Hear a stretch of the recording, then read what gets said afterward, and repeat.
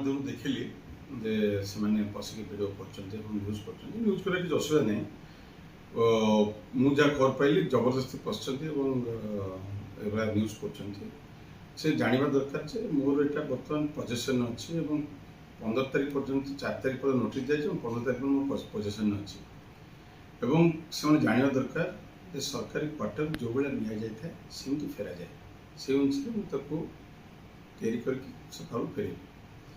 ସେ ଯେଉଁ ବିଭ୍ରାନ୍ତିକର ନ୍ୟୁଜ୍ ବିଶେଷ କରି ଗୋଟେ ମାନେ ଚ୍ୟାନେଲ୍ ଏବଂ କିଛି ସମ୍ବାଦପତ୍ର ଯେଉଁ ଲେଖୁଛନ୍ତି ବିଭିନ୍ନ ବିଭ୍ରାନ୍ତିକର ବଙ୍କର ଏବଂ ବିଭିନ୍ନ ଦେଖୁଛି ମିଡ଼ିଆରେ, ମୋତେ ଦୁଃଖ ଲାଗୁଛି ଯେ ମିଡ଼ିଆମାନଙ୍କୁ ସଦ୍ବୁଦ୍ଧି ଦିଆଯାଉ ଯେ ମୁଁ ଓଡ଼ିଶାର ସାଂଗଠନିକ ସମ୍ପାଦକ ଥିଲି।